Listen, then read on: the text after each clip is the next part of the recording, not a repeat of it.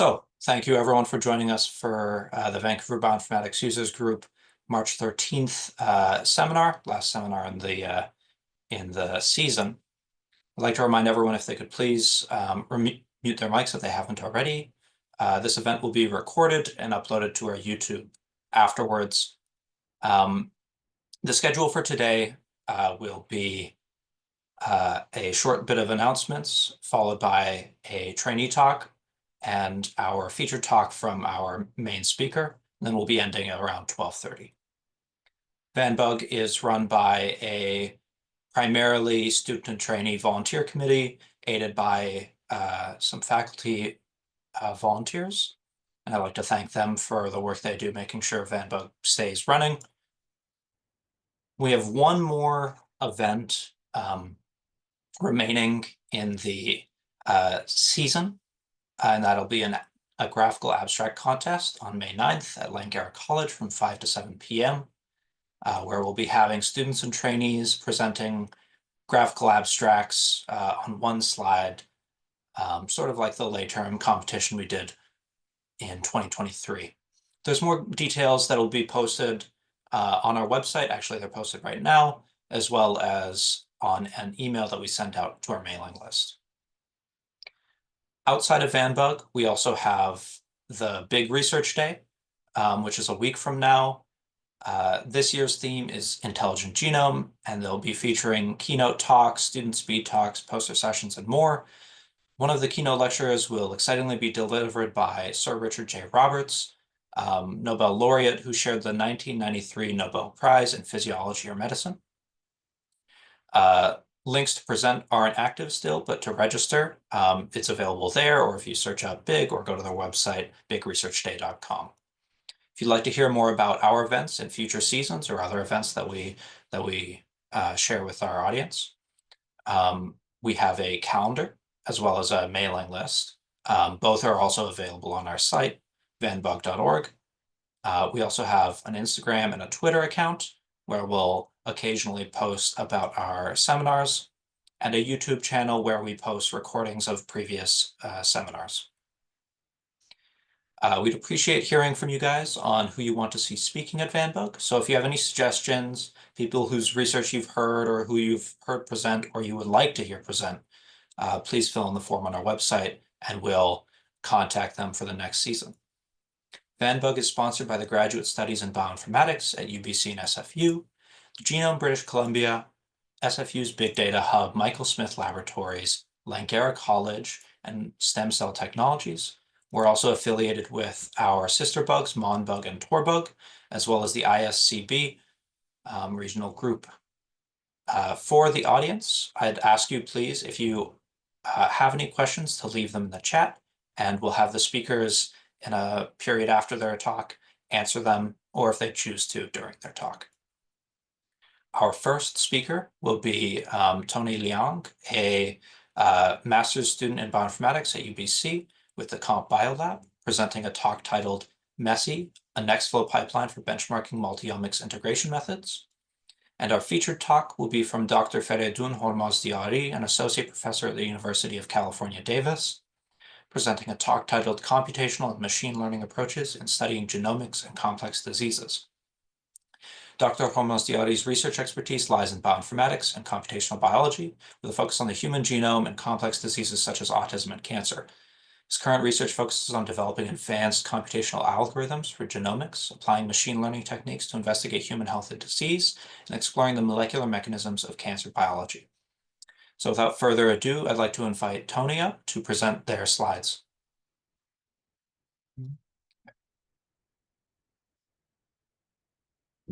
Hello, can you hear me? Yeah, so let me just quickly share screen. Okay, can you all see this? Any thumbs up? Yeah, thanks for the invitation, Bardia. Today I'll be presenting MESSI, multi-omics experiments with systematic interrogation, a next flow pipeline for benchmarking multi-omics integration methods. I'm currently a PhD student already. I've transferred the program ever since, but still in bioinformatics under the supervision of Dr. Amrit Singh. We're located in at HLI, Center for Heart Lung Innovation in St. Paul's Hospital. So let me just quickly start. So uh, you might know that there might be a lot of high-level fancy terms in the title slide. Let's break it down a little bit. We start with multi-omics data and what kind of analysis can we get or insights that we can get from these data. So and advancement in these technology and its reduced cost, we get more access to easy access of omics data, such that from bulk, single cell, spatial, from these biological molecular measurements from patients. And together, hopefully by looking like at multi-view, we could get a better information explaining certain disease or condition. And furthermore, now that it's not the age of multi-omics anymore, but age of multi-model, get incorporation of more images, doctor's notes, or any kinds of lab values and demographics information. These additional layers of information potentially boost our understanding on why does certain disease is caused by, I guess, factors. Yeah, so then looking into the integration part, how do we integrate these omics or how do we integrate these modalities matters? Are we integrating them through the weight of from the same subjects but different modalities, or different subjects but the same modalities? So that's why we have here the horizontal integration or the vertical integration or the mosaic integration.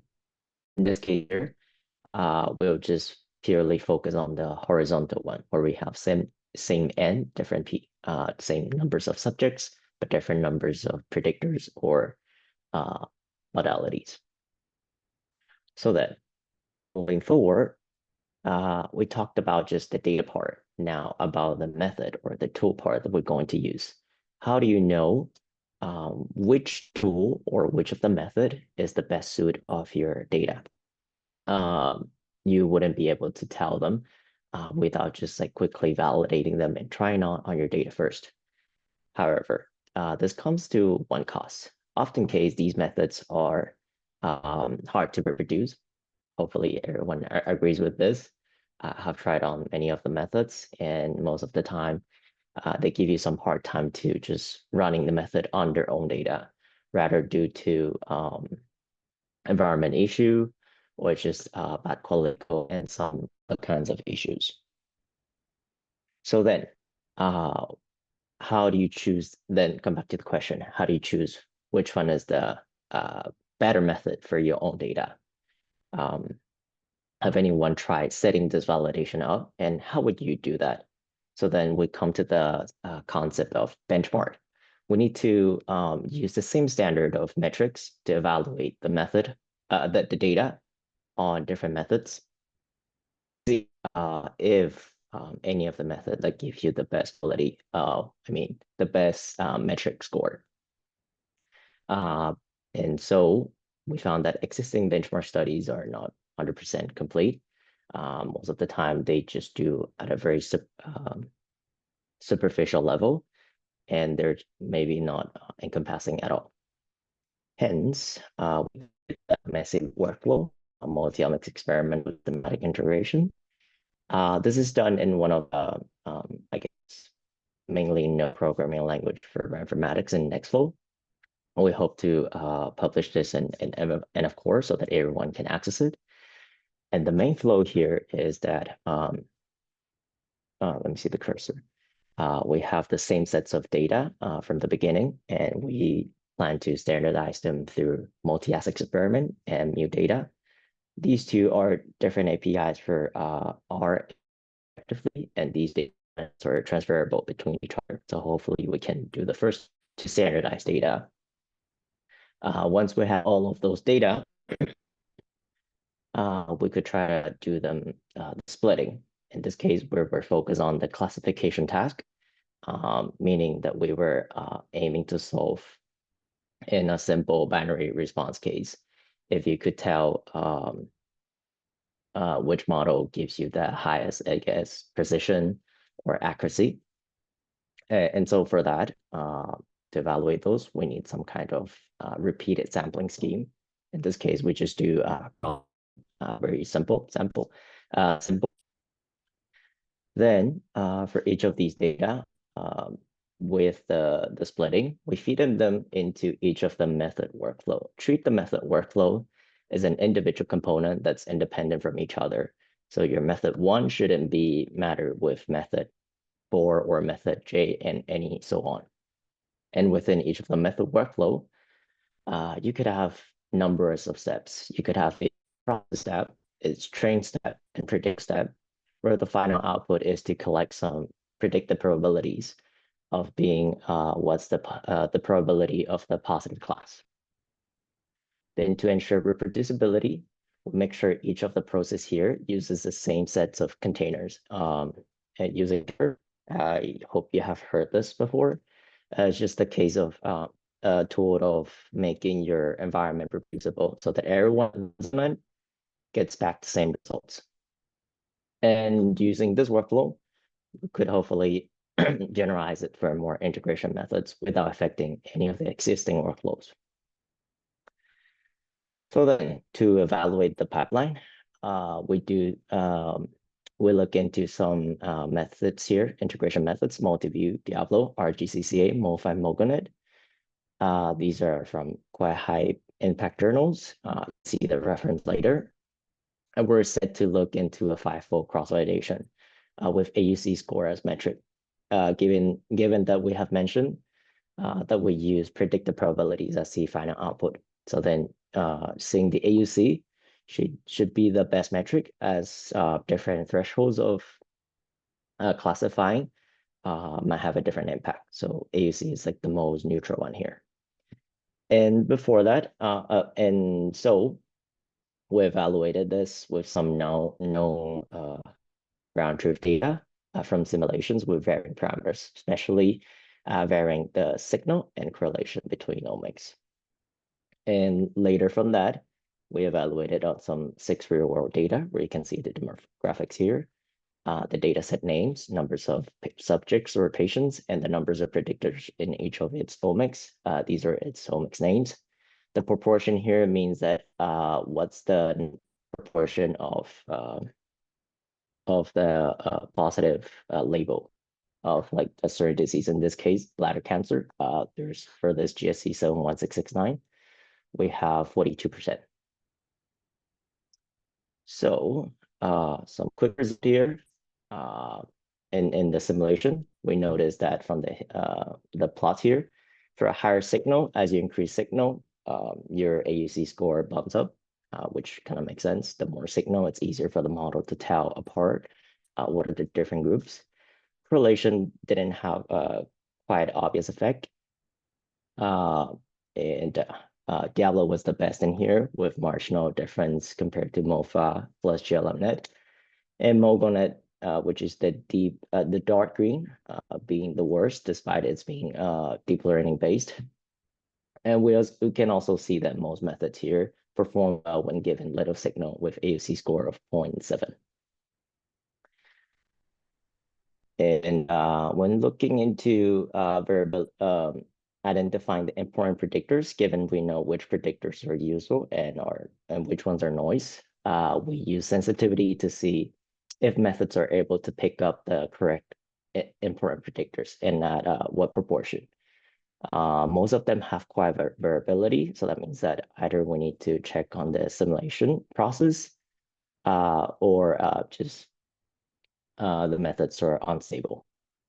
And here again, MoGoNet's being the worst because it's capped at 0.1-ish if you look at the median. So now, if looking at the real world data, we see that no universal method that works well on all data.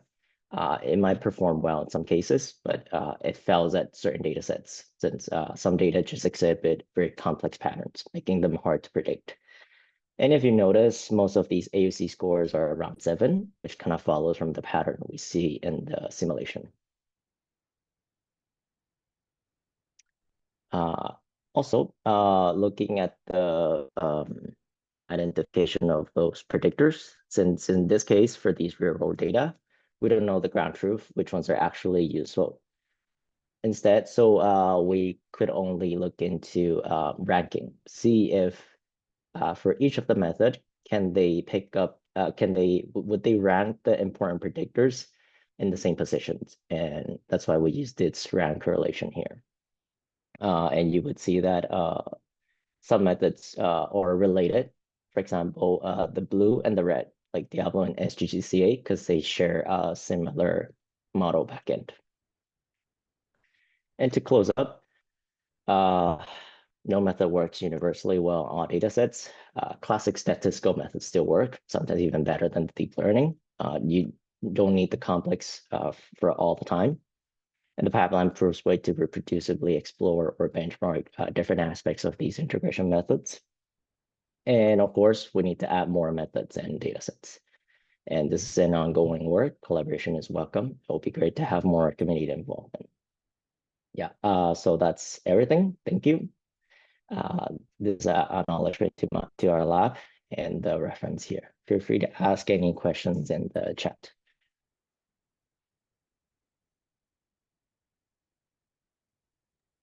Thank you, Tony. It looks like we have a couple of questions in the chat. Yeah. One asks, can you comment on why the TCGA BRCA values in slide 8 are much lower than the other data sets? Sorry. Okay. Which is that question? Is that the BRCA? That's from David Mulder. Okay, I'll share it back. Let me see. The AUC matrix, right? Yes. And yeah, or slide 8. Yeah, this is slide 8. This was looking at a 5-fold CV. We're taking its mean AUC. As we mentioned, some data could just have like a distinct pattern than the other data. So that's why its AUC are just weaker compared to other data. Not all the data sets have similar distributions. So I'm not sure if that answers your question. Okay. Then and then for Tom, any learning type that leveraged a small set of data from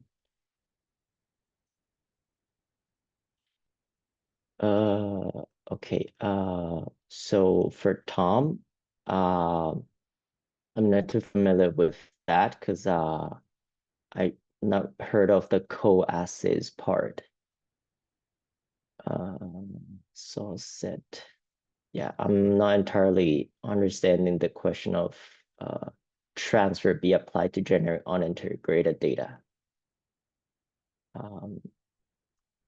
I'll be happy to stay in the meeting later to answer the question, and I'll also be in big, so I don't want to spend too much time here. Hey, thank you, Tony. Thank you. I'd like to welcome Dr. Hormozdiari. Thank you, Radia. I will share the slides now. So can you see the slides? Perfect. So thank you for the organizers for inviting me to give this lecture to VanBog. Being a Simon Fraser graduate, I have attended many VanBogs during my studies, so this feels doubly special to be invited. So thank you to the organizer, Faraz, and everyone. I'm quite happy to be giving this talk. So the title of my presentation is Computational Machine Learning Approaches for Studying Genomics and Complex Diseases. I will try to touch base on a few topics that we work in the lab and the results that we have. I've broken the talk into 2 groups. The first group is on structure variation discovery, and it's focused on disease. We will look at some methods that we develop for discovery of de novo structure variation using short read data. And then we switch gears and we'll talk about long read data and how we can use long read data for discovery of structure variation, especially in repeat regions of the genome. Then I will lightly touch on the pangenome and how pangenome can be used for improve our ability for discovery of variant. I will mostly talk about augmenting pangenomes using a concept we have developed known as sample-specific strains. I will also discuss how non-coding structural variations potentially can contribute to disease. Then I will talk about the second topic of my today's lecture, which will be on studying non-coding regulatory elements in cancer and how we can find them and are they important for development of cancer. So the first topic, as I mentioned, will be on structural variations. So what are structural variations? Structural variations are large genomic rearrangements. They include things like deletion, mobile element insertion, duplications, and so on. They also include balanced rearrangements, which include things like inversions or translocations. All these types of variations are known as structural variations, and they are known to be contributing to human diseases, including autism, cancer, and many other diseases have been shown to be associated or been caused by different types of structural variations. As I mentioned, structural variations are quite prevalent in many diseases. For instance, some very well-known structural variations, if you're looking at the de novo structural variation or rare structural variation, are the ones that you see in development diseases. By the way, de novo means a variant that is not inherited from parents. In other words, a variant that abruptly appears in a child without being inherited from mother or father. And variants like 16p11.2 deletion or duplication, these are well-known structural variations that are contributing to development diseases. Also, common structural variations are known to be associated with diseases. For instance, deletion of an exon in C4 gene is known to be associated with schizophrenia. And in cancer, somatic structural variations that you only see in tumors, are known to be a major driving factors of many types of cancer. A very famous example is BCR-ABL fusion. So when we want to study structural variation, we should first be able to discover and genotype these events. There are many methods developed for discovery of structural variations, especially if you're working with the second generation of sequencing technologies. These are short reads or Illumina. You might look at the read pair analysis. That's the orientation between the two ends. You can look at read depth analysis. That's the number of reads that map to a particular location. The change in the number of reads that map will give you a signal about existence of structural variation. You can also look at the reads that are broken, split, or, for instance, rearrange the read themselves. That's known as split read analysis. That also gives you information for predicting structural variations. But all these methods that I mentioned are based on mapping the reads that you get from whole genome sequence data back to the reference genome and predicting. While it's quite powerful and can find many structural variation, it has several major shortcomings. For instance, when you're dealing with the repeat regions of the genome, you have ambiguity of mapping of the reads to those regions. For instance, in segment duplications, it's very hard to map a short read correctly to those locations, and that causes ambiguity for correct prediction of structural variations.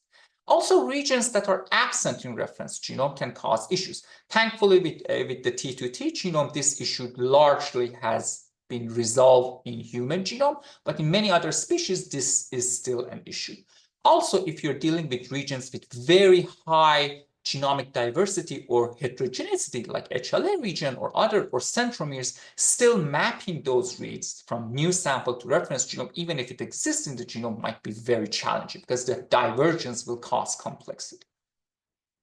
Errors in the mapping, not only in the location, but even in the alignment itself, can cause issues. So it might give you a wrong signal for predicting variation. And mapping step can be computationally intensive. You have to map billions of reads correctly to be able to make prediction. Finally, many species we don't have reference genome or high quality reference genome, so if you're interested in anything other than human genome, mapping-based approaches can be a major shortfall for using these approaches. So there has been a push in the past few years, and our lab has been very focused in this direction, in using mapping-free approaches for structural variation discovery. In other words, can we skip or postpone the step of mapping the reads to reference genome as much as possible so we are not being penalized with the shortcomings that I mentioned? One of the methods we developed is for discovery of de novo variants, specifically de novo structure variation. And I mentioned de novo variation are variations that are not inherited from the parents. They're brand new variations that appear in the child, and they're not from either parents. These variations are very important, although there are not that many of them, but they are shown to be highly associated or causative for many development diseases. So we care a lot about accurate discovery of de novo variants. The other problem is genotyping structure variation. That's when we know a structure variation exists in population. We want to know in the new sample that we have sequenced, does it exist or not? Is it heterogeneous, or is it homozygous or heterozygous, and so on. So we have developed a method model for doing that called nebula.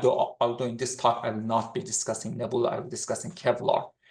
And the other problem we have looked at is, what if we are dealing with long reads and we are interested in discovery of structure variations that are in very repeated regions of the genome? Can we develop models for or methods for predicting these structure variation? And we indeed have done that and developed a new concept which we call sample-specific structure variation. I'm not sure if there is a... Okay, so next, and finally, as I mentioned in my talk, I will be talking a bit about pangenome because it's becoming very popular, and it's very, very powerful technique for you to represent many genomes in a graph structure for studying. So I will show how we can use the concept of sample-specific strings that we use for discovery of SVs in long reads for extending or augmenting pangenes. So these are the topics that I will be discussing on structure variation discovery. So on mapping free discovery and genotyping structure variation, when we're dealing with short read, almost majority of mapping free approaches deal with the concept of k-mer. And you're all familiar with k-mers. K-mers are sequences of size k. If you have, for instance, string as I shown the S here, every 3 base pair is a trimer. And the mapping free approaches, what they do, they try to count these k-mers, and based on change in the distribution of these k-mers in the new sample sequence, they try to make a prediction if there is a structure variation or any other type of variation. So a bit more information. Let's say you're interested in finding de novo variation or a variation that is associated with case. Let's say you have the cases and controls. You count which have been whole genome sequence. You count all the 5 mers. Can you see the mouse, just to be clear? Perfect. Let's say we counted all the 5 mers that appear in the whole genome sequence data, and we will see a 5 mer, this one, for instance, highly more, that appears more in the cases versus control. Potentially, that's indication of that k-mer is associated with that disease. So what you can do is then try to use that information for finding what are the variants that are associated with the disease. As a matter of fact, there's a method developed by Leo Pachter's group, HAWK, which exactly does that. But what we are interested is more in finding in this study de novo variation. In other words, you have father, you have a mother, and you have a child, you have whole genome sequence data, and you observe a k-mer that you see only in the child. That's indication that k-mer potentially is coming from a de novo variant. So we got this idea. We said, okay, we're going to count all the k-mers, find interesting k-mers, in other words, k-mers that appear only in the child. We will extract all the reads. We will assemble the reads that have those k-mers, and we will use that subset of assembled reads for predicting variation. And this variation with high probability will indicate de novo variation. So this is the overall Kevlar pipeline, which is for discovery of de novo variation. And we have the reads or whole genome sequence from mother, father, and a child. We count all the k-mers. We select the interesting k-mers, meaning k-mers that appear only in the child and not in the parents. We assemble the reads that contain those k-mers using any assembler you're interested. We use Fermi-like, but you can think that you can use other assemblers you're interested. This is local assembly, so the number of reads is not that many, so it's easy to assemble. And then we align those assembled content to a reference genome, and we make prediction of the existence of de novo variant. Then we assign a probability or likelihood to each of those predicted de novo variation based on number of reads that support that event in the child. So this is the overall pipeline for the Kevlar for predicting de novo variation, but how does it work in reality? First, let's look at simulation. So this is for SNPs, indels of different lengths. We go from 1 base to 10, 10 to 11, and so on. And the red is the result that we got for the Kevlar. The x-axis is the number of false calls. The y-axis is the number of the true calls. And as you can see, for SNPs, the method does quite well. We are able to predict majority of de novo variant with very low false discovery rate, but it's in par with other mapping-based approaches that are available out there for predicting de novo variation, like for instance using trio de novo or disco SNP or GATK, which does similarly. But when you start looking at indels, especially when the length of the indel grows, for instance 100 base pair or larger, as you can see, other methods start to fail. Because it's harder to accurately predict de novo structure variation using mapping-based approaches. You will make a lot of mistakes. But using mapping-free approaches, the approach that I just mentioned, at least in simulation, I showed that we can significantly outperform other approaches for predicting de novo structure variation, as shown here. The red dot here, the red plot here, versus other approaches will do quite bad. We also looked at the real data. We looked at one sample, one autism patient, which has been sequenced, and also the mother and father has been sequenced. And we have a set of validated de novo calls. So we're interested to see how many of the de novo calls we were accurately captured. We were able to capture over 86, 87% of the predicted de novo variant we were able to capture with very few calls, few mistakes. And the 1 or 2 additional variation that we predict as de novo, we believe those are true that were not used previously for validation.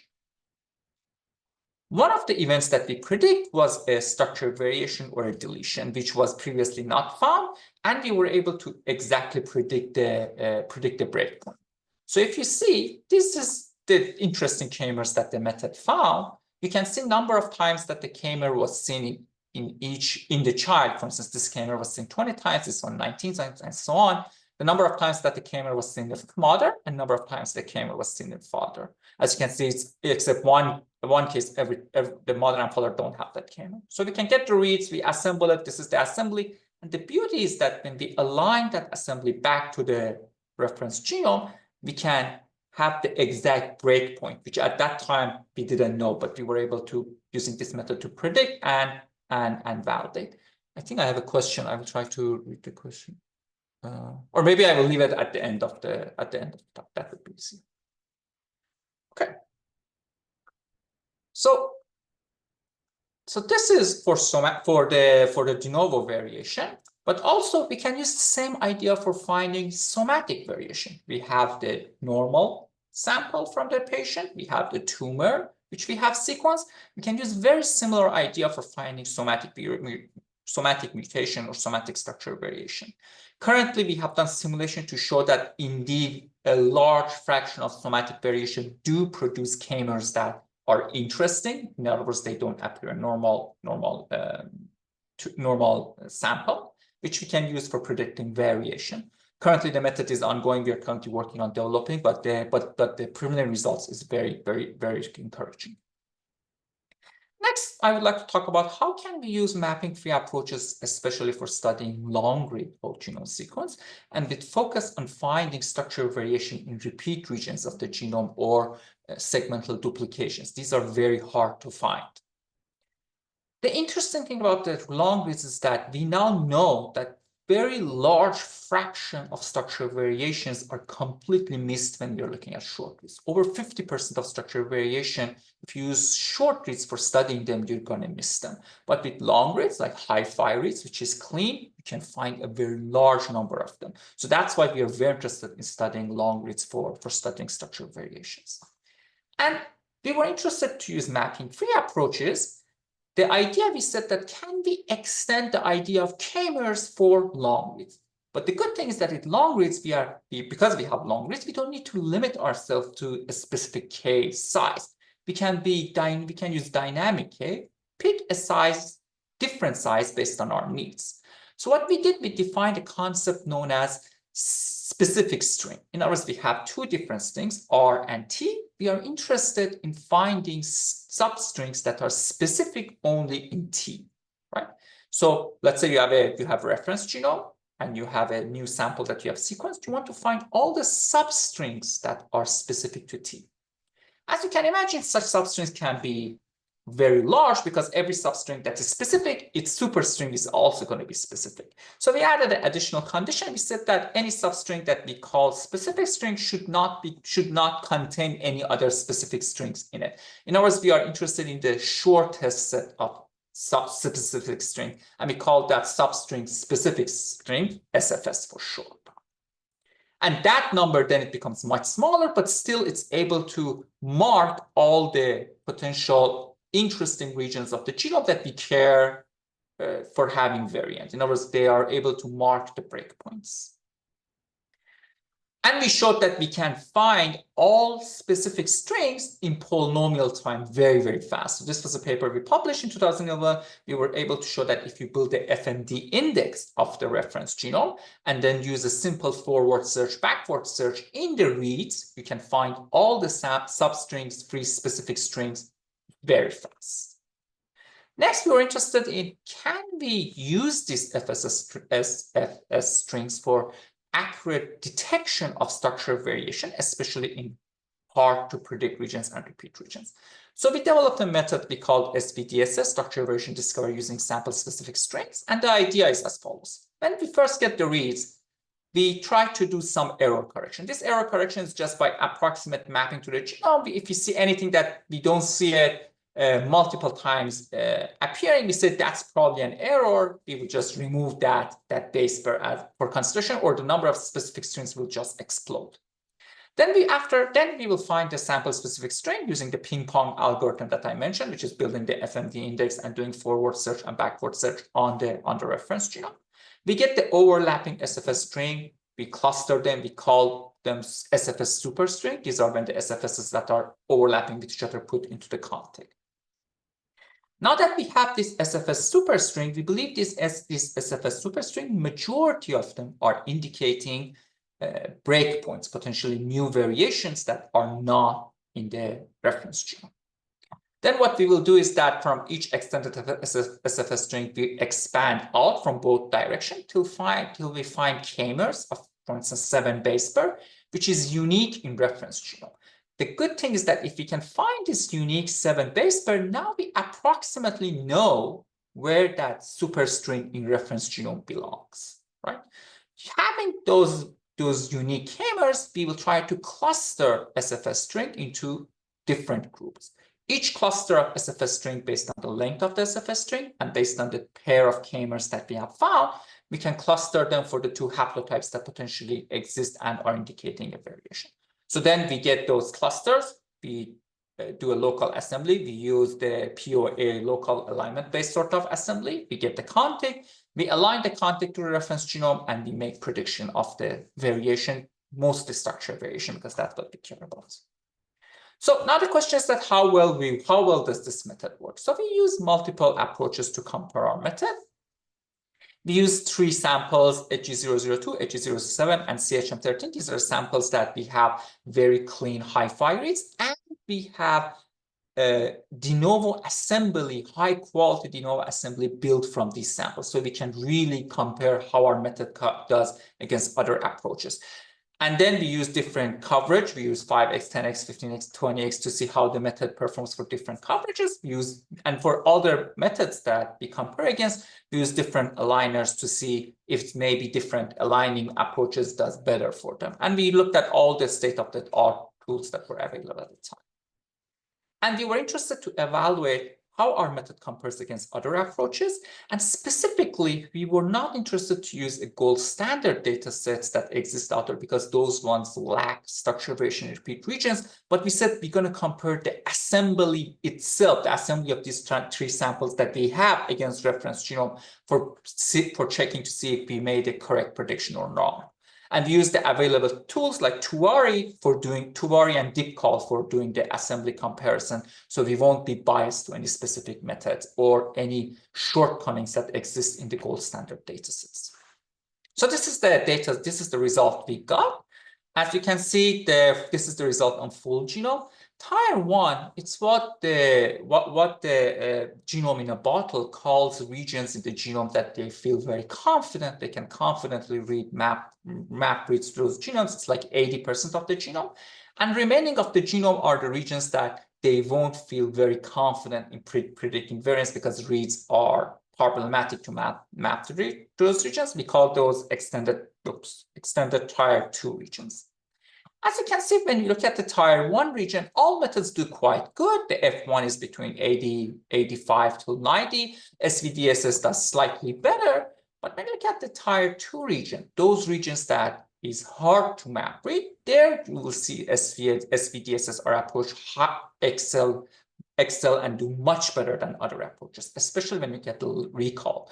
The recall in those regions for SVDS is over 15% higher than other approaches. And that makes perfect sense because we are trying to predict variation in hard to call regions, in the regions that mapping the reads is challenging. And that's where we are able to make more correct prediction and find more structure variation that other methods are not able to do. Another thing that we found that was very interesting is the existence of structure variations that are in two different haplotypes but are very close to each other. In other words, they're at the same location. There are different SDRs, for instance, or different insertions of different length. When you use traditional mapping-based approaches, they will have a very, very hard time distinguishing between them. What happens is that they usually make prediction only for one of them. For instance, here you have an insertion of 168 base pair in the same location. In the other haplotype, you have an insertion of 225. And the assembly of these two, the de novo assembly that we have from this sample exactly shows the two different length insertions in the de novo assembly. Our method was, for instance, very easily able to predict both variation because it's not trying to cluster them all together, versus mapping-based approaches will have a hard time to do that, and they will usually make prediction only for one of them. As a matter of fact, this is happening more than you will think. There were quite a few of them we found. So currently, this model works for the finding of the germline structure variation, but we are now working on extending that to somatic variation. As you can imagine, this is quite ideal, this approach for predicting somatic variation, because you have the long reads from the normal, you have the long reads from the tumor, you can build the FMD index from the normal reads and then search for SFS string in the tumor sequence and then use the same pipeline for predicting variation. Just have to be careful with the allele frequency and some of things like this, but we are working on this, and I'm hopeful we will have some results to report on that soon. So this was till now about discovery of structure variation. I would like to take a small detour and talk about pangenomes and how we can use SFS string for studying pangenomes, because this is such an important topic. So pangenomes is in reality is a collection of genomes, set of genomes that we have de novo assembly of it. And the way that they represent it is using a graph. You have nodes, you have edges, and the paths in the graph that you have stored indicating different haplotypes that you have. And there are many methods that have been developed for constructing pangenome using the haplotypes that you have. These are some of them. They mostly are based on multiple sequence alignment or all versus all alignment. There is also approach for progressive building of the pangenome, but all of them are based on using de novo assembly. So you have to have a de novo assembly of the long reads to be able to construct the pangenome, or as a multiple sequence alignment, or progressively, like what minigraph cactus does, progressively adding the assembly to the genome. So this is how the progressive construction of the pangenome will look like. You have a pangenome, you get the new genome that you have sequenced, you will try to align it and try to extend it and augment it, and then you will augment another genome. What we were interested was to find a model, find an approach for augmenting pangenomes without needing to assemble the reads or align the reads to the reference genome. Can we use the reads themselves to augment the pangenome? And there are several problems we need to solve before we are able to do that. Is that given a new genome, a long reads from a new genome, we have to be able to know where the differences are in comparison to the pangenome, what is the difference, and how we should add that. So we developed a method which we call PALS, pan-genome augmentation of long reads using specific string, because this is again based on the SFS concept that I mentioned. And the idea is as follows. We have this beautiful pan-genome that has been built for us. We're going to look at all the nodes. Each node is different length of the sequence. We will get k-mers, unique k-mers from those nodes, and build a sketch or an index. So we can know for every potential k-mer where each node it belongs to. And also we're going to build the FMD index from all the haplotype paths that exist in the pan-genome graph that has been added to it.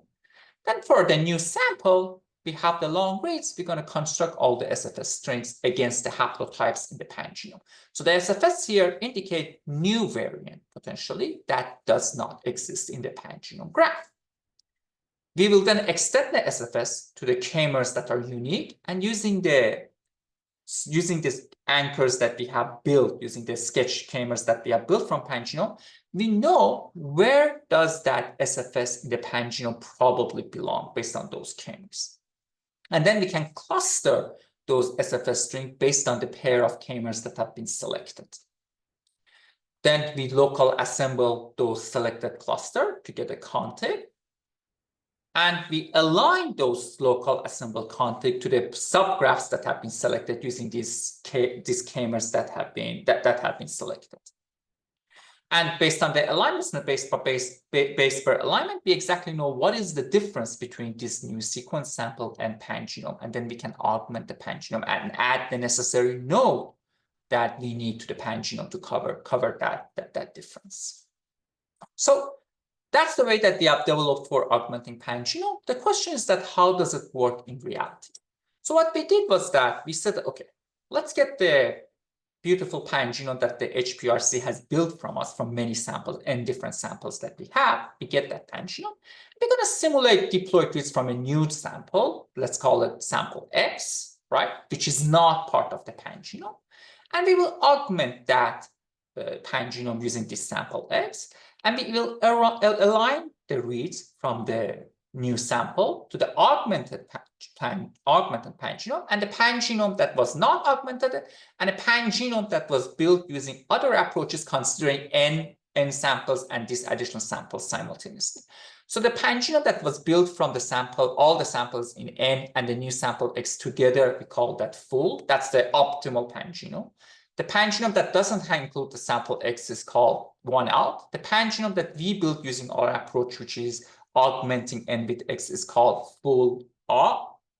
The third one, full odd.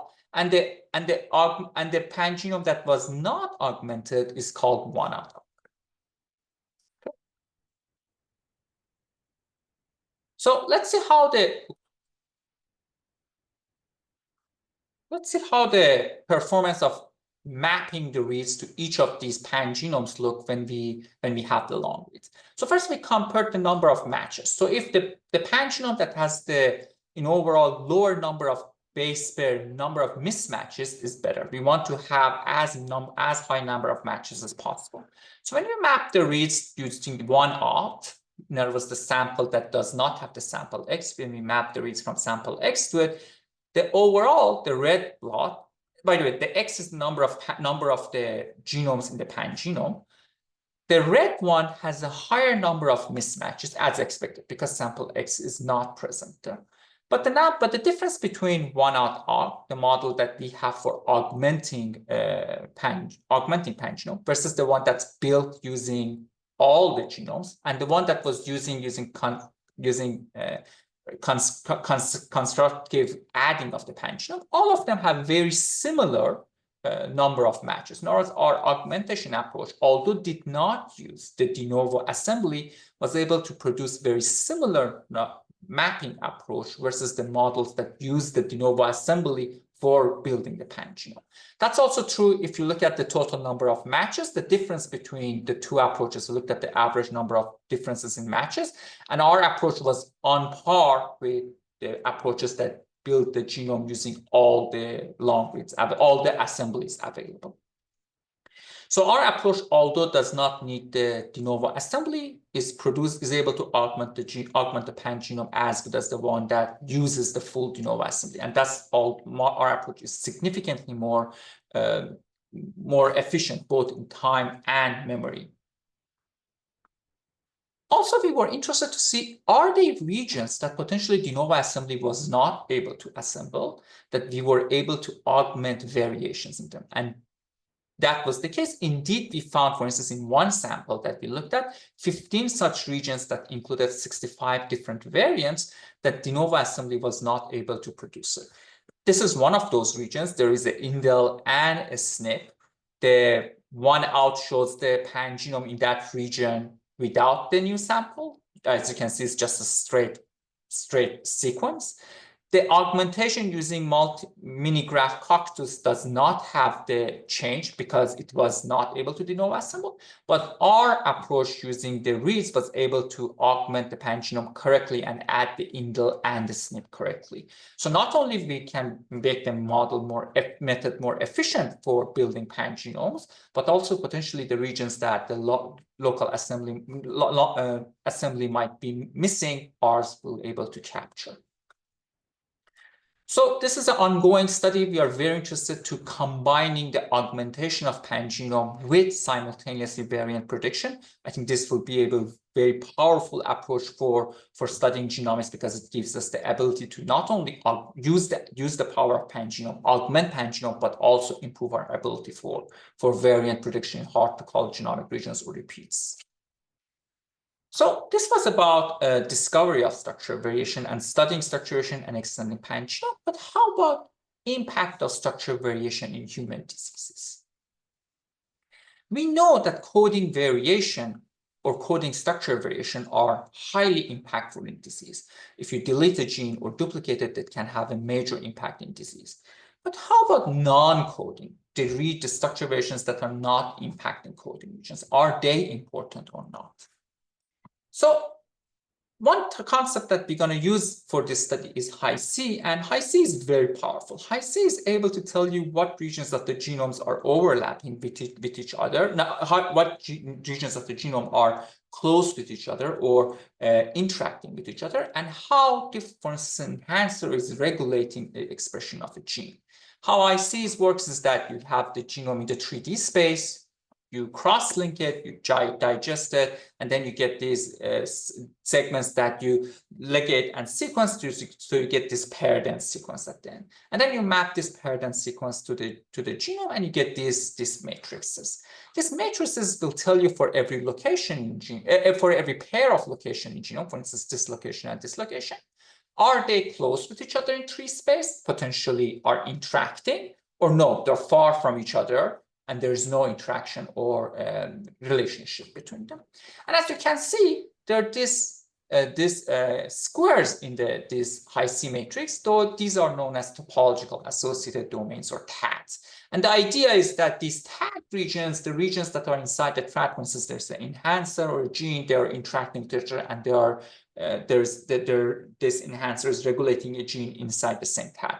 But the TADs are separated from each other, and they are not interacting with each other.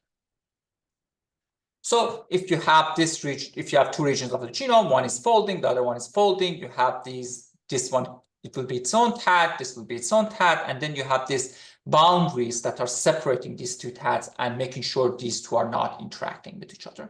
And these two boundaries are separated, usually, these are highly enriched in CTCF binding sites. So the idea is that the CTCF, when they bind to different regions of the genome, they make sure that they are not interacting, and they help building these TADs. So the idea that was quite interesting to me was that what happens if these TADs are disrupted? So the idea that there was this very nice paper that I really enjoyed was that if you have an enhancer and a gene, this enhancer can interact with this gene and regulates this gene expression.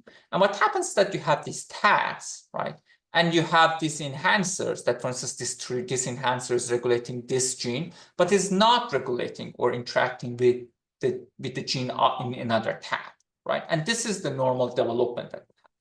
But what happens is that sometimes, for whatever reason, this enhancer will start to regulating this gene, will cause the expression of this gene, and that causes diseases, especially during development and cancer. And a major mechanism for these to happen are structural variation. Let's say you have these two tags, they're separated by this boundary.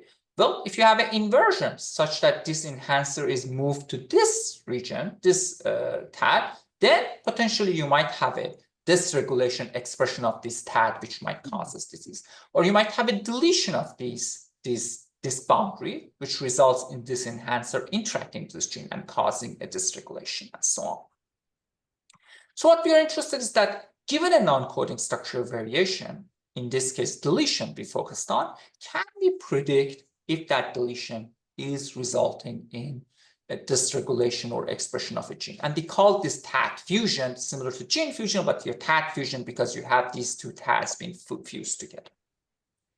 So we developed a model for predicting tag fusion score. It was in our paper in Recon in 2019, and the idea was that given a high C matrix and the coordinates of a deletion, can we predict or give a score for that deletion causing a tag fusion. And the framework is that given the new deletion, we try to predict how would the new high C matrix will look. How would this deletion change the high C matrix? And based on the change in the high C matrix and comparing the two high C matrix, we try to predict, did a tag fusion occur or not? And we gave a score. So in experimental result, you were wondering if our model works well or not. I didn't go into details of the model. You can look at it in the paper. But we gave a score. The higher score means that we believe more that deletion is causing tag fusion. So first, we considered all the deletion in the 1000 genome data set, and we built a distribution. The blue plot is the distribution of all the deletions, all the tag fusion score we calculated for the deletions in 1 kg. And the red ones are some of the known deletions that we know based on literature that indeed are causing disruption of tag structure. And we saw that almost for all of them, we get a very, very high score for tag fusion score for them, indicating that they indeed are showing some disruption of tag. We were also interested to know that in evolution, is deletions that are causing tag disruption, are they selected against or not? So what we did, we calculate the tag fusion score for all the known deletions in grade ape and 1 kg. So these are the red plots. And then we randomly permutated the deletions and we redid this. And we saw that for almost all the high scoring tag deletions, the number of the deletions with the high scoring tag fusion was much higher in our random permutation than what we saw in reality. That shows that the deletions with high tag fusion score are selected against in evolution because they are detrimental. We were also interested to see how does this look in tumor. So here is the distribution, the mean average score of the tags seen in the grade ape. In other words, the ones that are fixed, they are the most selected against. The ones that we see in general population, 1 kg, and then the ones that we see in TCGA or cancer. And we saw that the highest scoring values that we get are in the somatic structure variation in TCGA. It kind of makes sense because these deletions are not being selected against. So if they are causing disruption, necessarily they are not being selected against, versus, for instance, things that are fixed in great evolution, they are being selected against. And it's not dependent based on the length. For different lengths we checked, still the average tag fusion score for the deletion seen in tumors was high. So in conclusion of the first part of my talk, we looked at the discovery of structural variation using short reads and long reads. We looked at a bit on pan-genome augmentation. And also I showed that the non-coding structural variation potentially can have an impact on disease. So with that, I will move to the second part of my talk, which is studying non-coding regulatory elements in cancer. So we know that mutations are major drivers of cancer. And what happens is that we have many mutations happen, but sometimes some mutations are driver mutations, and they start a tumor that causes tumor. The question is that which set of mutations are drivers and which set are not drivers. And interestingly, majority of the driver mutations that we know are in coding regions. But in reality, coding regions only cover a small fraction of the genome. 98% of the genome is non-coding. So the question is that are non-coding driver mutations don't exist, or they're harder to find? So there was this paper from 2020. They looked at the 2,600 whole genome sequence data. They tried to find driver cancer mutation, and they was to a large extent, they concluded that the number of non-coding driver mutations was very, very low. But then there was the idea that maybe the reason that they did not find driver mutation was because for finding driver non-coding mutation, you have to look at more than the mutation. You have to look at how they potentially impact the gene function by, for instance, changing the gene expression and so on. So let's break the challenge that we have. We want to know if a non-coding mutation is a driver or not. First, we have to understand what is the distribution of somatic mutation in non-coding regions of the genome. That's important because the background mutagenesis of the genome is not the same. Different regions have different rate of somatic mutagenesis. So we need to learn this. We need to be able to predict the functional impact of non-coding mutation. This is also quite challenging. In coding regions, it's much easier. You know, a mutation is missense, it's loss of function, and so on. In non-coding, that's more challenging. We need to consider the distance of the mutation to the gene, but not only in linear space, but in three-dimensional space, because that's how they're interacting and potentially contributing to regulation of the gene. Finally, we have to make sure that the epigenetic data that we use, for instance, the Hi-C data or ChIP-seq data that we use, is matched with the tumor type that we are interested in. In other words, we have to make sure that we are tissue matched. So the way that we approach this, we try to solve each of these problems. First, we said we need to learn the background mutagenesis of the genome based on sequence context. So we'll be able to predict if a region is seeing more somatic mutation than expected. Then we said we have to have an approach to predict what is the functional impact of the mutation. So we said we have to be able to see if a mutation is associated with change in the gene expression. If a mutation is indeed, a somatic mutation is indeed associated with change in gene expression, well, that means that it has functional. We also can look at the CAT score, which shows us the pathogenicity of mutations. So we can also include that information for being able to say which set of somatic mutation probably are pathogenic, which ones are not. And then we can use the Hi-C data to be able to potentially connect non-coding regions to the genes and say, okay, this is an enhancer region, it's interacting with this region in the gene and it's contributing to the gene expression or not. And we have to make sure that we are looking at the matched tissue for our epigenetic data, enhancer gene interaction, and the cancer type we are looking at. So we looked at this activity by contact model. This is a model developed a few years ago, and it's quite simple but very powerful. So what it does, it looks at the ChIP-seq data and DNA-seq data to try to potentially predict the enhancer or non-coding regulatory elements of the genome and tries to use Hi-C data to connect those to the genes. So you get these locations that you believe are potentially enhancers, and you know that this enhancer is interacting with this gene. So you get these pairs of enhancer genes. And for same tissues that we have, we looked at the TCGA data that we have whole genome sequence data, which gives us the somatic mutation. Also, we have RNA-seq data for those tissues. So we can match the mutation, the non-coding mutation, which potentially change in the gene expression. So we calculated two scores for every non-coding regulatory element and the gene. We calculated score. First, we calculated the significance of the mutation in that region. In other words, for that specific non-coding regulatory element or enhancer, are we seeing more mutation than expected considering the background mutagenesis that we have learned? And second, are somatic mutation on those regions associated with change in gene expression for the target genes? And for target genes, we are using the activity by contact model, so we have a much limited set. So here's an example. For example, there is a gene EZH2. We found a region, a small region, something I think 50, 60 kilobase per downstream. And we saw a region a very small region that had 7 or 8 samples with somatic mutation in that region in liver cancer. And we saw those samples that had the somatic mutation, they had a higher expression of this target gene EZH2.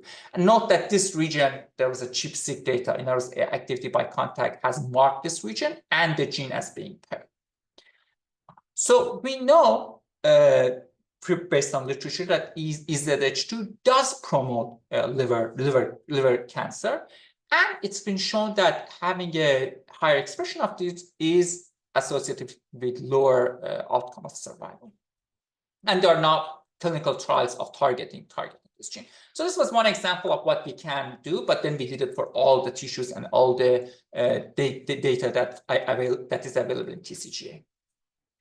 So we found, first the question is that, do we believe the pairs of non-coding region and genes that we find are truly driver or not? So we said that let's look at the ones that we found and how many of those genes that we found are known based on literature, high quality literature, to be cancer driver genes. And we saw that a very large number of them are indeed known cancer driver genes. So the observation is the ones in red, and the expected by chance is the ones in gray. As we can see, for almost all the cancer types we looked, the number that is overlapping with known cancer driver genes was significantly higher than what you would expect by chance. So this made us more confident that we are finding correct pairs of non-coding genes. Then we were able to break the genes that we are predicting based on are they upregulated or downregulated in the cancer tumor that we have, because we are looking at expression. So majority of the ones that we found were upregulated, few were downregulated. But then we looked at the literature again, majority of the upregulated genes that we found are known as proto-oncogenes versus the ones that are downregulators or tumor suppressors. So this kind of also matches with what the literature, our finding matches with what was shown in the literature. So the question is that the ones that we have found, what happens if we mess with the model? In other words, we had a model, we found these. What happens if we make a difference? For instance, we said that we look at the tissue match between the epigenome data and the somatic mutation RNA-seq data that we have. What happens if we don't do that? In other words, we use a mismatch between the tissues. How would the results would change? So this is the result. And this shows that the enrichment of known cancer driver genes that we find. And we observed for every tissue that we considered, the best result we got, the highest number of cancer driver gene enrichment that we found, was when we considered the match between the enhancer tissue and the somatic and the tumor tissue.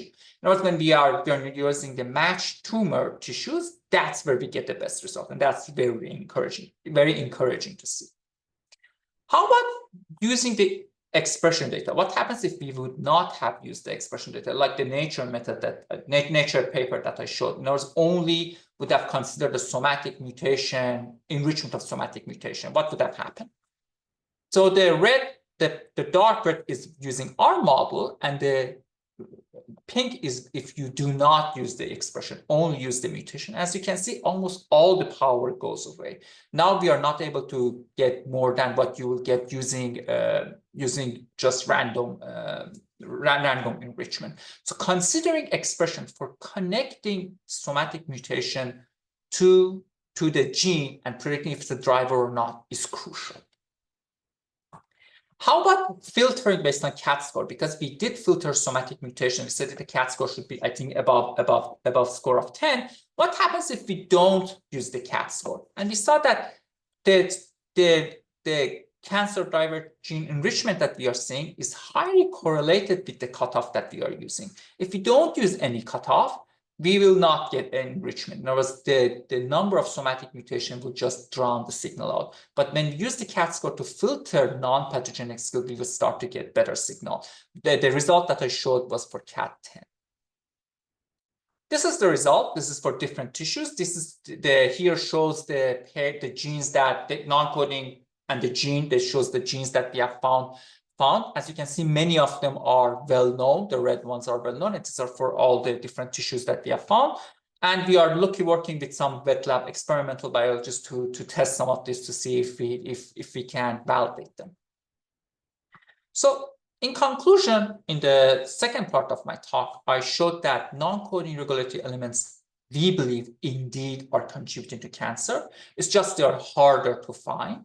We need to look at the tissue map epigenetic data and high-C data with the somatic mutation in the type of tumor if you are interested. If you don't have tissue match, things become very harder. And we need to have the expression data because that's crucial. Currently, we found 46 potential driver non-coding regions and associated genes that we think are contributing to cancer for different tissue, but we believe there is way more out there. So now we were limited by the number of the samples we had in TCGA, which we had both somatic mutation, whole genome sequence data, and RNA-seq data. With more data becoming available, we will be able to find more. Finally, for the models that we use for predicting the baseline of somatic mutation, we use simple generalized linear model, but now there are models out there using deep learning, which they do much better. So we are going toward that. And I'm guessing by using those models, we'll be able to capture more such regions. And that's the final slide. I would like to acknowledge many people who have helped us in this project, both in structure variation and cancer non-coding regulatory discovery. And also, I would like to thank the funding sources, NSF and Sloan and BSF for their support. And I would be happy to take any questions. Thank you so much. I see we have a number of questions in the chat. We have a first one from David Mulder saying, we frequently see large numbers of calls from mapping-based structural variant callers. Does the sample-specific strings approach have better precision? For long read, yes.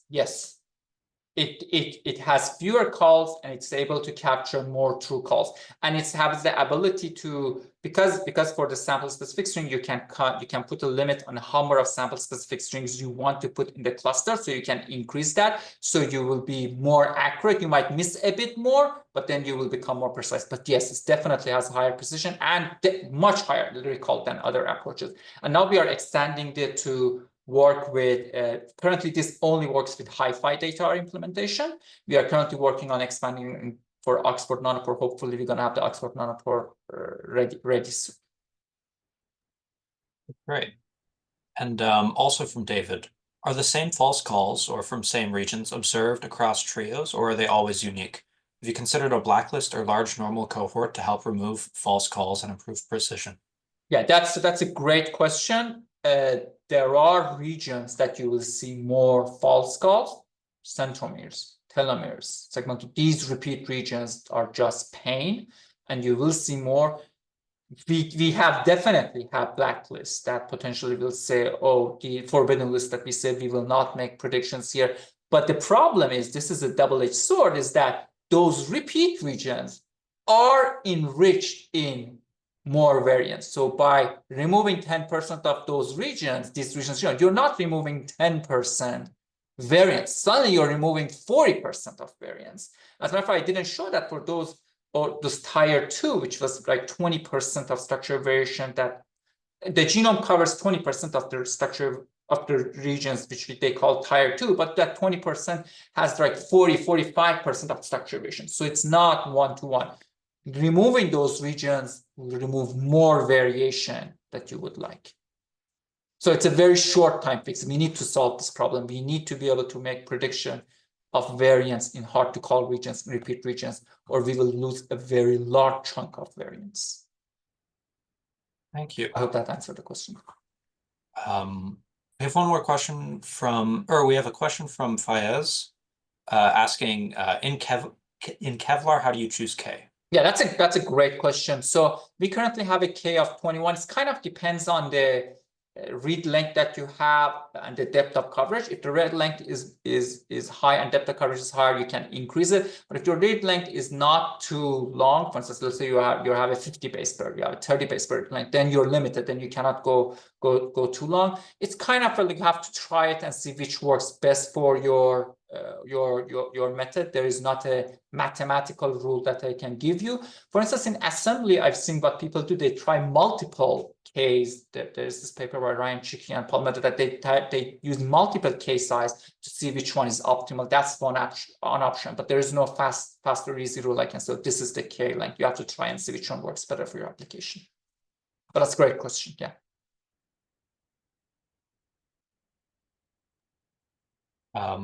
One last one from David again. When you mention long reads, does that include nanopore or just PacBio in parentheses hi-fi? I imagine a K-mer approach would be sensitive to noise and reads and would work much better with hi-fi reads. Yes, you are absolutely right. Currently, all the methods for the long reads that I mentioned are for PacBio hi-fi, not nanopore, but we are developing the nanopore version, and our preliminary results, we have some results on nanopore. It works very similarly. We just have to have a more aggressive error correction. So we have an error correction with nanopore reads that makes it work as good as hi-fi. But current implement, if you download it right now and run it, it's not going to work well for nanopore. So it's a great question. You're right, but we are extending it. It's doable.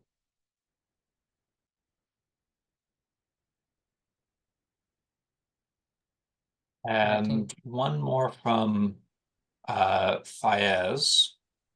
For PLASS, is it possible to have reads without unique K-mers? And in those cases, how can reads be mapped? No, we need to. So we don't need it to be unique K-mers. I wasn't exactly correct. We need the K-mer because what we do, we will consider if the K-mer appears multiple times, we consider all the regions that it can go. So we'll consider. So you can have it appear multiple times. It's just going to become slow. So what we did, we said that the K-mer should appear maximum W time in the pangenome, and W is the number of haplotypes that was used in the pangenome. So we put a limit, but we can make that 2W. It's just going to become slightly slower. So you're right. If the read is in a really, really bad region, like centromeres, then it becomes problematic. But for other regions, it should be fine because we are flexible. It's not exactly unique. One more from David. If we're interested in looking for such non-coding mutations in cancer somatic datasets, would we be looking for specific mutations or mutations in specific regions? Do you have prioritization, or do you have a prioritization strategy? And are the mutations you describe annotated in any dataset? Yeah, that's a great question. We focused on mutations in the regions that activity by contact models said these are probably enhancers. So we limited ourselves to it because the number of somatic mutation non-coding is a lot. If you want to consider all of them, then you might have statistical power. So we said that let's look at the regions only that not activity by contact is saying this region is probably an enhancer. We started with that. Hey, and I believe we have a few questions from Faraz. Yes. Thanks, Fereydoun. That was a great talk. So let me start with one question regarding Kevlar and SVDSS, if I'm not mistaken the name. You mentioned that you're just trying to move it to the cancer domain. So one of the questions is how the clonality is going to affect your performance, because in normal genome, you're working with 2 haplotypes. When it comes to cancer, you're going to with multiple clones, which doesn't have 50-50 splits. Could be 1%, 10%, you don't know. How it's going to affect, because you're working with a minimum, like a K-mers, right? At the end, you're going to have the count. Now, the count is going to change. You are 100, and that's why this is still ongoing. The cancer tumor makes this much harder because of 2 problems. One, you mentioned the heterogeneity that exists. So we don't have 2 clusters. So over there that I said, I'm going to make a 2 cluster that breaks down. So now we have to be flexible, allow as many clusters or some limit number of clusters for a specific region. So that's one problem we are solving. The other one is exactly the allele frequency you mentioned. We don't have, there might be a variant with very low allele frequency. You might get only 2 reads that are supporting that event. So If an event has very low IF frequency, like let's say very low, such that we get only one read, then there's nothing we can do because we cannot trust a CAREER or SFS, which only appears one time. But that's true about also the mapping-based approaches, right? If you have only one read mapping to a location and it's predicting as a variant, you probably won't trust that. You'll say that's a sequencing error. So that's the issue that exists both for mapping-free and mapping-based approaches. But I completely see your point. It's a problem. So what current easy solution we have is to say, oh, we at least need 2 times that CAREER or SFS to appear in the tumor for us to say it's a somatic mutation. Then we can come up with some, I don't know, some deep learning models to give a probability to it. But at the core of it, if you only have one read supporting the event, it's going to be very challenging to predict. I agree. I can see the pain in calling it. So look, following that, let's just go back to normal genome and considering the hard to call region segmental duplication. Have you ever thought about the possibility of using a pan-genome approach? Because the segmental duplication can be decomposed, right? So this is one of the things we work with Ibrahim for a while, like in 2 events, and Paul Pevsner, I believe, have similar work in the domain. So basically, these can be decomposed because it's an evolutionary process, anyways. So you can imagine that this segmental duplication is almost like your pan-genome. So basically, you can have a graph over there, and then you apply the techniques that you want to and your pan-genomes exactly for segmental duplication regions on both your Kevlar and the other one.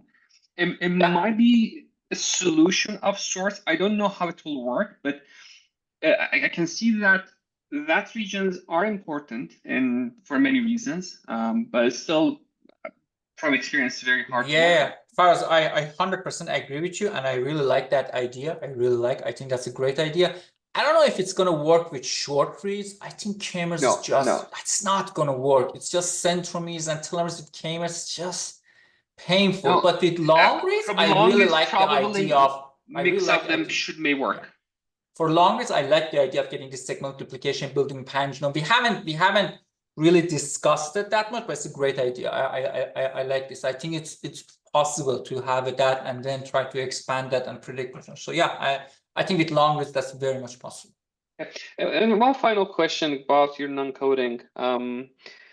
So the non-coding is a harder one, and you're using multi-omics type, multi-modality as first talk, trying to address it.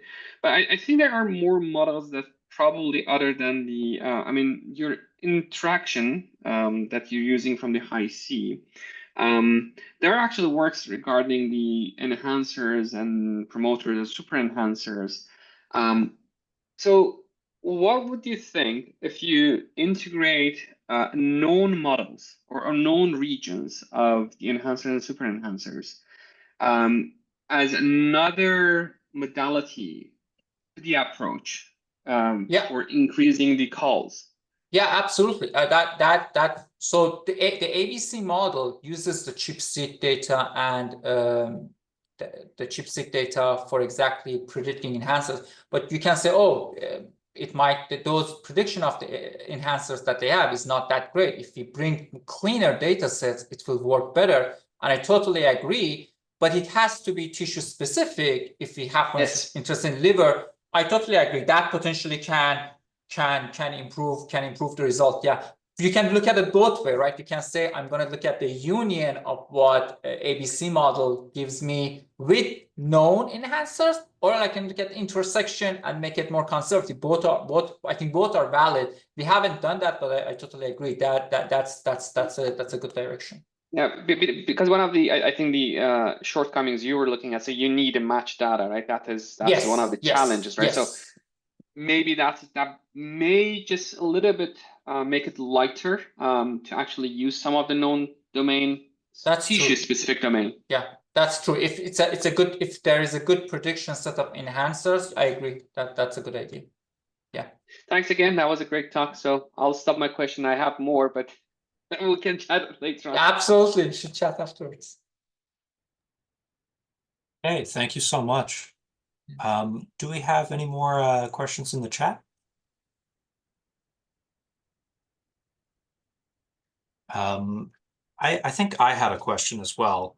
I was wondering what the kind of like running time is for the POGO algorithm compared to Kamer, and if you run into any issues there. Which one? The pulse, the time genome, or the what is it? The first algorithm that you presented, the POGO algorithm? you mean for the de novo variation prediction? Yes. Yeah. Surprisingly, it's not. It's comparable. It's not worse than other approaches. Counting Kamers is not that bad. Okay. There are a lot of methods available to count Kamers very, very fast. And the good thing is that if you're not dealing with somatic variation, which is a pain, then you can use a lot of ways to filter Kamers really fast. The errors. I mean, when you were dealing with the Kamers or or the SFS, because SFS is an extension of Kamers. Really killers are sequencing errors, because sequencing errors will look like variant too, and getting rid of those fast is very helpful. And the good news is that you don't expect too many systematic sequencing errors, the same thing happening. So you will have approaches to filter things out. So things become quite fast, and there are quite a few methods that they can do that really fast now. Hey, thank you. Absolutely. Faraz, did you have any questions that you wanted to ask? No, I think we are coming to the end of the event. Just have 2 minutes. I think we can just thank our speaker one more time. Yeah, thank you both, Tony and Fereydoun. It was great having you guys. Great end to our remote seminar series. And yeah, thanks again. Thank you. Thank you for inviting me. I really enjoyed, and this was great seeing all the Vanbot people again. Thank you. Yeah. Hopefully we see you in Vancouver in person. Hopefully. In the near future. We'll see Yes. how it unfolds.